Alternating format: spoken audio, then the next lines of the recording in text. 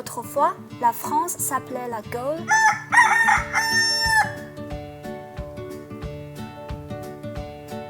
Et les habitants s'appelaient les Gaulois.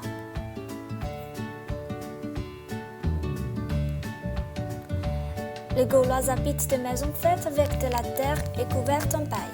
Ces maisons n'avaient qu'une porte et pas de fenêtre. La fumée sortait du toit par un trou parce qu'il n'y avait pas de cheminée.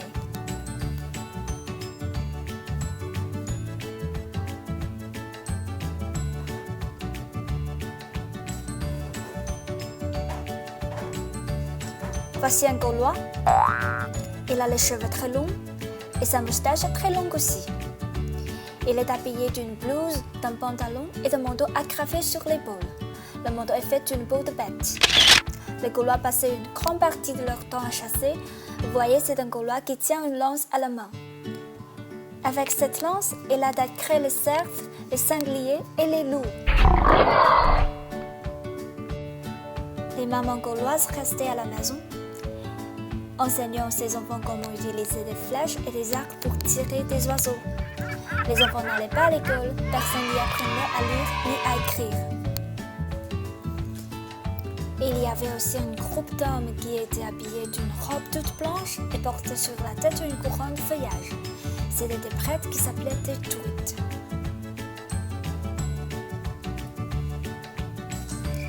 Voici des guides dans un chêne. Les Gaulois croyaient que cette petite plante guérissait les malades et qu'elle portait bonheur. Un druide était monté sur ce chêne et il était en train de cueillir des gis.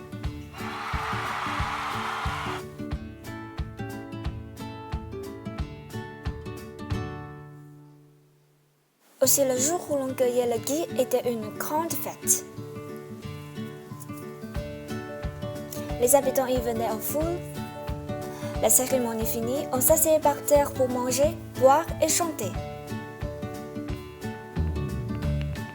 Souvent, on buvait trop et alors on se disputait et on se battait.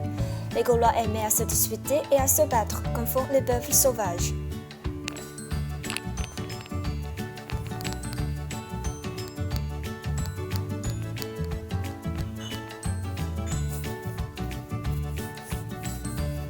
Un jour, la Gaule a été attaquée par un peuple d'Italie qui s'appelait les Romains. Il était commandé par un grand général, Jules César.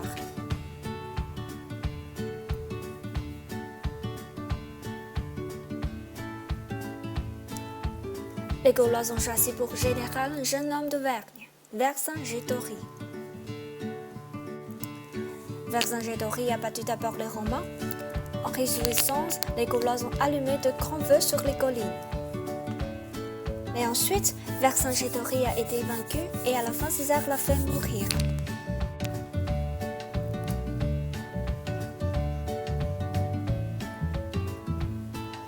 Voici une ville gauloise de cette époque. Elle est tellement influencée par la culture romaine.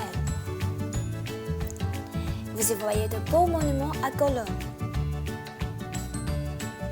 Après les victoires de César, les Romains sont maintenant devenus les maîtres de la Gaule. Et ça a duré 400 ans.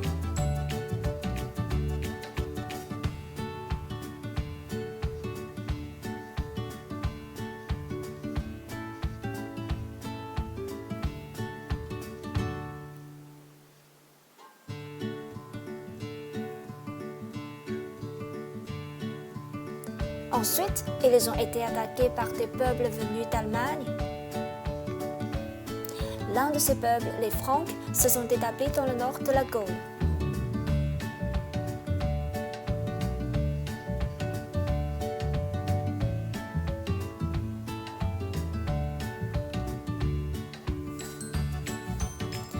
En l'année 481, les Francs sont chassés pour roi Clovis.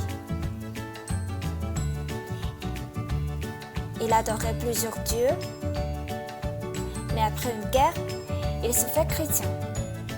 Après son baptême, il est devenu le roi de toute la Gaule. Dans la suite, la Gaule a changé de nom. Elle s'appelle la France.